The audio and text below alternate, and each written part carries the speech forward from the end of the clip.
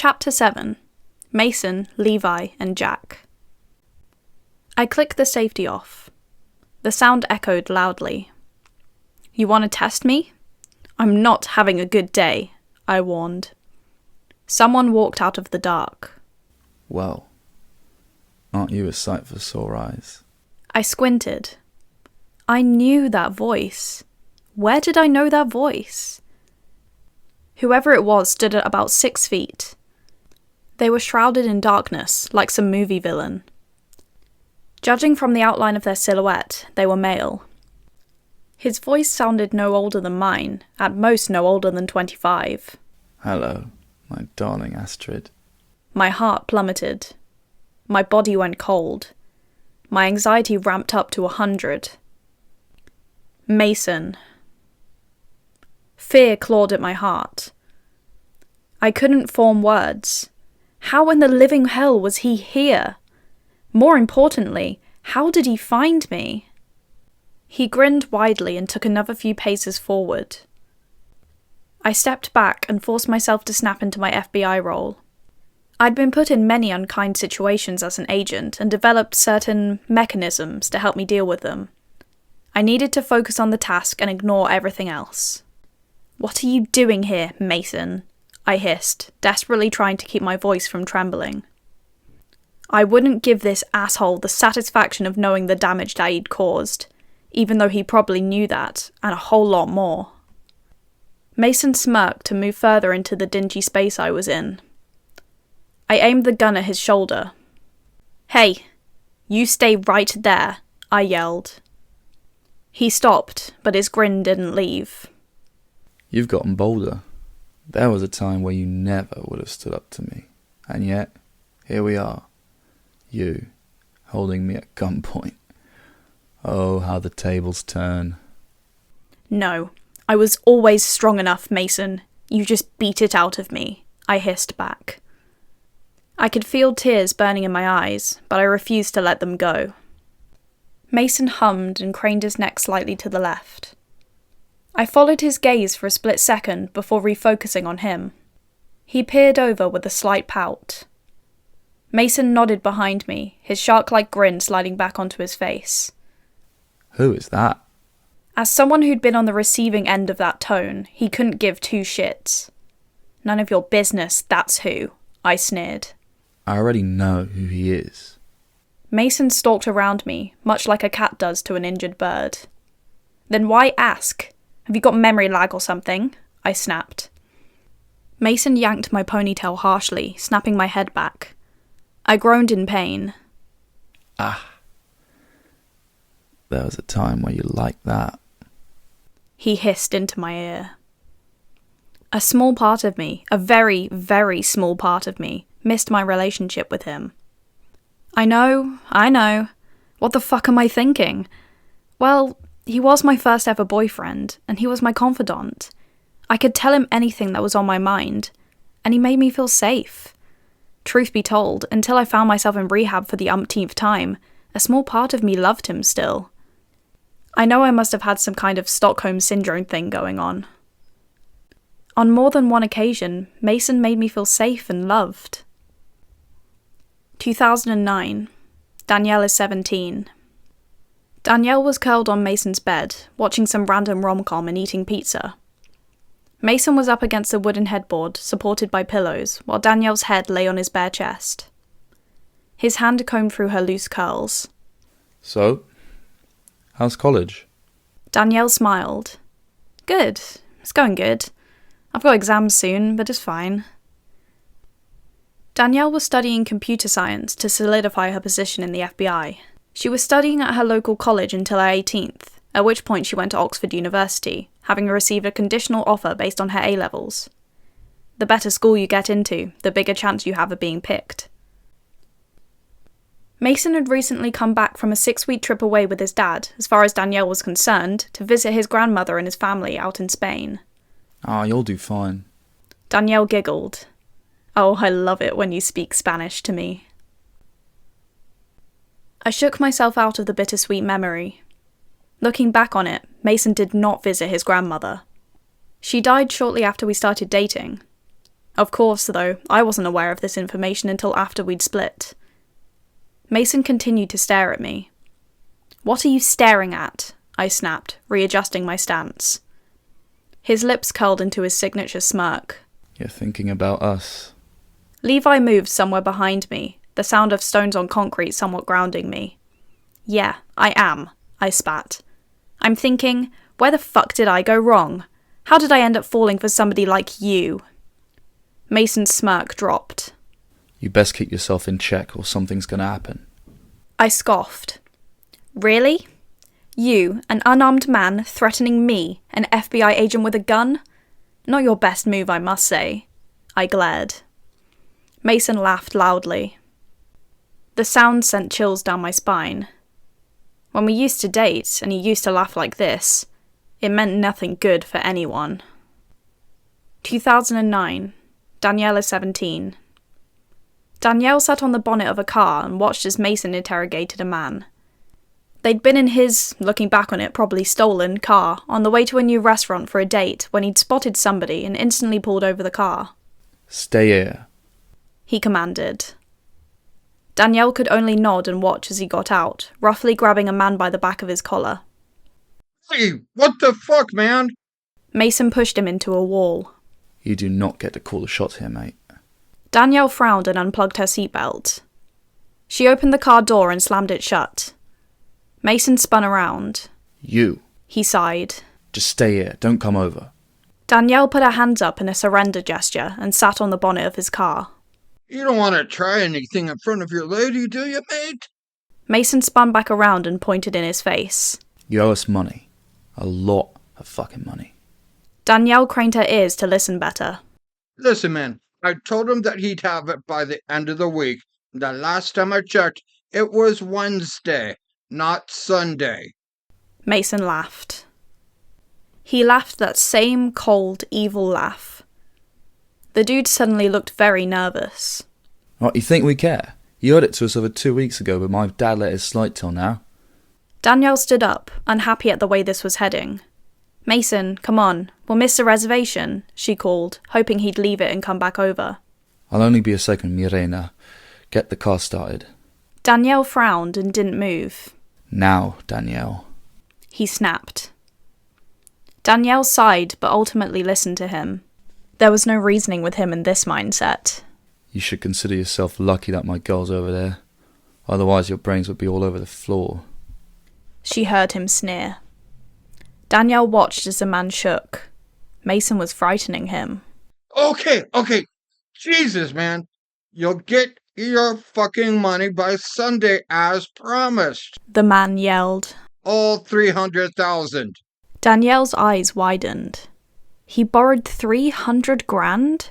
Christ almighty. "It's now 350. You're taking too long." Mason hissed. He roughly dropped the man and began walking away. "But that's gonna take me even longer." Mason spun around but kept walking. "Not my problem. You should have paid it back 2 weeks ago. You're not over me." I laughed. "What was that, asshat? I'm too busy dreaming about the day I watch your casket lower into the ground," I hissed. Mason laughed loudly. This time, though, it was a genuine laugh, or rather, what I can assume to be a genuine laugh. "Oh, I'll always miss your fire, mi amore." My lip curled, but I bit my tongue. There was no point in aggravating an already delicate situation. Bored of me now, Mason moved on to Levi. I did not doubt that he could look after himself, what with being in a gang and all, but I whipped around with my gun poised to shoot. I only had 2 bullets left, so I had to use them wisely, but I would gladly shoot this asshole. Innocent, unharmed, whatever. McIntyre. The ringleader. Mason spoke.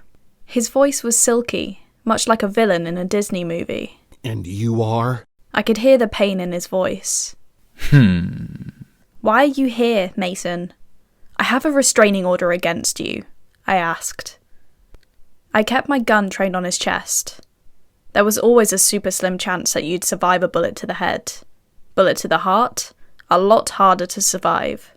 Even if he did, I'd blow his brains out. There's no way he'd survive that. Ah, yeah. That was an inconvenience. Mason answered my question. No matter, though. It ran out. Let's see, shall we? Mason pulled his jacket sleeve up and checked his watch. Yesterday. How did you know I was in Miami? I asked, pushing down the steadily creeping feeling working its way into my heart. I'm insulted you think my intelligence is so low. All you have to do is watch the news, my darling Astrid. Mason exclaimed, circling me and Levi like a predator. British FBI agent on the new gang case? Doesn't take a genius to connect the dots. Mason spoke. You don't have the right to call me Astrid. That's reserved for family only, I seethed. Mason put a hand on his chest. I'm not family? He feigned being hurt, but we all know narcissists can't be hurt. I glared at him fiercely. Ooh, still that fiery temper, I see. He goaded. You lost the title of family after you roofied my drink, isolated me from my friends, and hit me until I was black, blue, and unconscious, I spat. Now leave. I will not hesitate to shoot you, I warned. Oh, my dear, I roofied your drinks more than 5 times. He said, grinning like a psycho. I know, I replied. Why do you think I ran away? Mason's grin never faltered. You always run to either Paddy or Lily's house. I faltered. They were with me. I let you run. My eyes widened. How? I asked, my voice low and dangerous.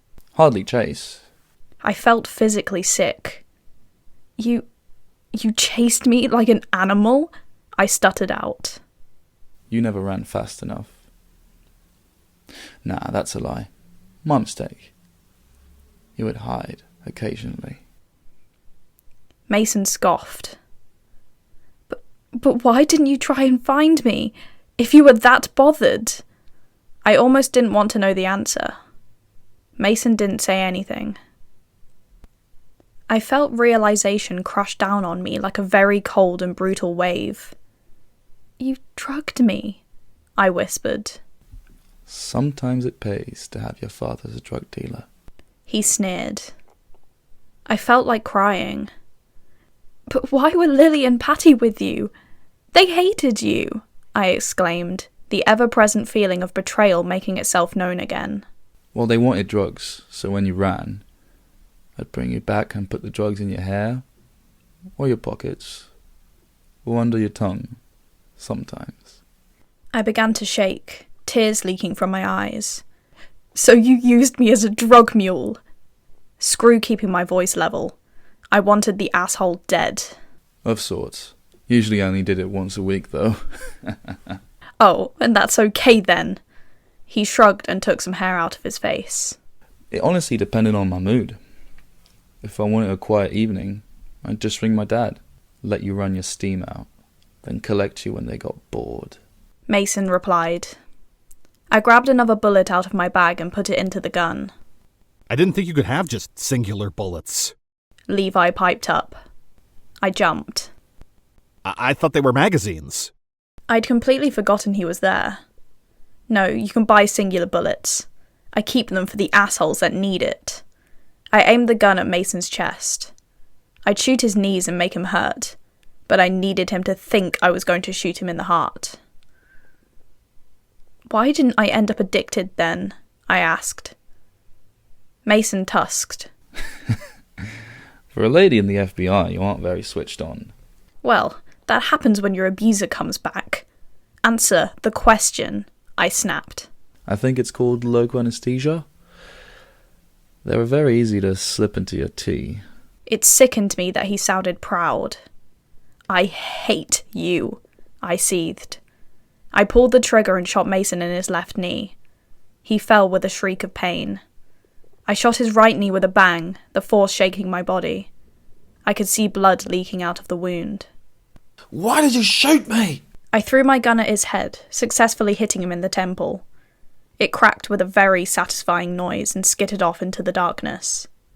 You ruined my life! I screamed. I stalked towards him. I tried to kill myself 3 times, Mason. 3 times. I screeched. Mason looked up at me. For the first time in my life of knowing him, I saw absolute fear in his eyes. And it scared me how good it felt. I tried to overdose. I tried to slit my wrists. Hell, I even tried to jump in front of a car and throw myself down the stairs because of you. I yelled, listing my attempts. I had to go through a 35-hour labour giving birth to your daughter. And I can't help but hate her sometimes. All she does is remind me of you. And I hate you for that. I shrieked, finally reaching my breaking point. I took deep breaths to try and rein my anger in. I could see people beginning to peer down the alleyway. She's my pride and joy, but because of you, I can't help but hate her sometimes. I hate myself for that. She's my daughter. I wish you'd fucking drop dead. I cried, barely holding back my anger. Well, you're not going to get rid of me that easily, darling Astrid. He laughed. He laughed. I saw red as I took quick steps over to him, ready to beat the shit out of him. But a set of arms around my waist stopped me. Danielle! Danielle! This isn't you! A voice that sounded distinctly like Jack yelled. I struggled in his grip. You don't know a goddamn thing about me! I yelled. I broke out of his grip and ran over to Mason. I straddled his stomach and punched his face. I could feel the blood on my fingers, and I could feel the broken bones in his face. I didn't stop. But before I could do some real damage, someone grabbed my shoulders while another person grabbed my arms, hauling me off. I felt my anger ebbing away and my vision clear up.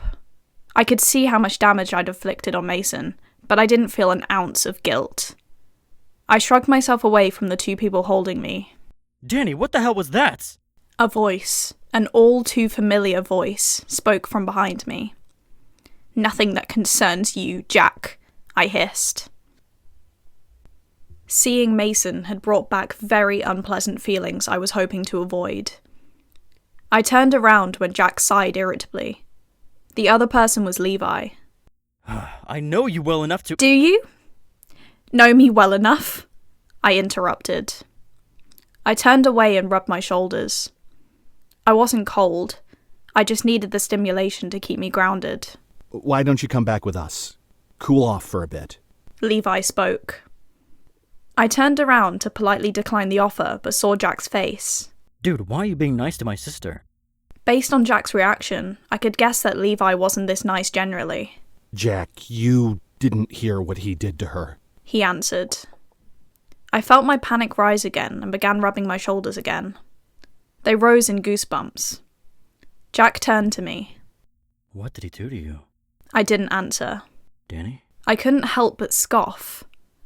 Oh, so now you want to play protective big brother? I sneered. Jack looked taken aback. What do you mean? I was on the phone with you on my birthday, begging you to answer. I was on your voicemail for nearly 5 minutes before it cut me off. Not once did you bother calling back, I snapped. Jack got out his phone, and I turned away to try and find my gun again. I could hear 18-year-old me crying on the phone, so I stayed away. I could do without crying again. My voice was abruptly turned off again. I didn't bother turning back to the 2 men in the alley. I also called you and ended up leaving another message on February the 23rd, 2011. Listen to it, Jack, I called. I could hear my voice ring through again. Hey, Jack, it's me. God, I'm exhausted. You didn't bother to answer the phone at all in the last year, so I'll tell you, seeing as you don't care. My boyfriend of 3 years violently abused me every week and sent me to A&E a year ago. I tried to kill myself twice in 1 week, went to rehab for 3 months, came out, tried to throw myself down the stairs, failed, tried to jump in front of a car. Jack paused the voice message. What the hell happened, Ast? You don't have the right to call me that anymore. And if you listen to the rest, you'll understand. But why? When your long-term partner violently abuses you most weeks, and at one point nearly kills you, you'll do anything to get out of it. Anything, I hissed. Jack looked at me, then at his phone, then back at me again. I shrugged. Well, what are you staring at me for? Play the damn message, I snapped. Then I got arrested and put back into rehab after my hospital stay. They bandaged my ribs and wrists, stitched my arm up, referred me to a therapist. I did find out that I was expecting a little girl, though. I had her earlier this morning, about 2 or 3 hours ago. She weighed 7 pounds 6 ounces. Is she with Mom? Jack asked again, pausing the voicemail. I rolled my eyes, but my heart sank a little. Just play it. Neither of us had the money to raise a baby, so I had to put her up for adoption. I tried to get in touch with the others, but none of them answered. I'm giving her to a nice couple. They said they'll call her Emily Astrid. Let me know if you want to see her. I can try and arrange something. Bye. I watched Jack's face carefully. I could see Levi place a hand on his shoulder. I have a niece? He asked. I could hear the tremble. If you'd bothered to answer the phone, then you'd have found out sooner, I replied, monotone. How old is she? I didn't say anything as I pulled out my wallet. I handed it to him. That's us when she was just a few hours old, and us at her first birthday. She turned 3 this February just gone, I said. I could see tears in Jack's eyes. I've missed out on so much, he whispered. Yeah, you did. If you'd answered my first call, we could have a very different relationship right now. And I probably would have been able to keep Emily. But you didn't. And I couldn't. I spoke. I truly missed her, but I couldn't be with her all the time. For birthdays and special occasions, I was allowed to visit in the afternoon before her grandparents arrived before dinner. Sometimes they let me eat lunch with them, but I often said no. It wasn't my place to be her mother. At Christmas, I was allowed to put a Christmas Eve present on her bed and watch a movie, but then I would always leave despite the couple offering me a place at dinner. As much as it hurt, Emily wasn't my family anymore. She'd always be my daughter, but I had no right to take away time from her real parents. Plus, she had a little sister called Hayley, and while I could be passed off as a family friend, Hayley would always ask why I never stayed to play dolls if I was a family friend. Why didn't you bring her here? Jack asked as he handed my purse back. I scoffed. Seriously? I asked. Jack nodded hesitantly. Because of 2 things. 1, I'm not dragging a young child who isn't even mine by law away from her parents for at least a week to fly and visit a family she's never met and doesn't have to by law. And 2, you didn't answer my call when I told you I just had her. Why should I bother? I replied, my tone as cold as ice. Jack visibly flinched but didn't say anything. You're an egotistical asshole, just like the others, and just like Dad, I snapped as I stormed out of the alley. Oh, by the way, I called over my shoulder to my stunned brother. Levi probably has a broken ankle. You'll need to deal with that, I continued. I got about halfway down the street when someone quite literally bumped into me. I oofed and turned around. Levi was there, pale and shaking with pain and effort. I pushed him so that he was leaning on his uninjured ankle against the wall. What are you doing here, Levi? You need help with that foot, I asked. I just wanted to say something before you begin chasing us down for the law again. I could see his arms trembling and sweat running down his face. Make it quick, though, because you look like you're about to pass out, I warned, watching him carefully. I just wanted to say sorry. Levi spoke gently. I sighed and leaned against the wall. What for? I asked. For everything. For Jack, for your daughter, for your shitty, abusive ex, for your suicide attempts. For everything. No one deserves that. Levi continued in the same tone. I sniffed and sighed again. I appreciate it. Thank you, I whispered. Levi stood up again, but blanched and collapsed against the wall. Jack! I yelled. I could hear his footsteps coming from the alleyway. I began to walk away, but paused and turned around again. I might go easier on you from now on, Levi. You're not so bad. I spoke. I swear I could see him smile slightly. I walked away into the spring break crowd before Jack could see me. Yes, I should have taken Levi in. Yes, I should have taken Jack in. Should've, would've, could've, and all that. Honestly, I'm lucky I didn't have a panic attack. If I'd had an attack, Levi and Jack would have run with anything they stole. I would have passed out, and Mason would have done something fucked up. I'll just tell Miller that they ran before I could grab them. My phone suddenly buzzed in my pocket, pulling me out of my mind. I pulled it out and checked the time. My eyes widened as I began jogging back to my temporary apartment. The show finished 2 hours ago. Miller would be so mad. Speak of the devil, I thought to myself as Miller's contact popped up on my phone. I answered it with a wary, "Hello?"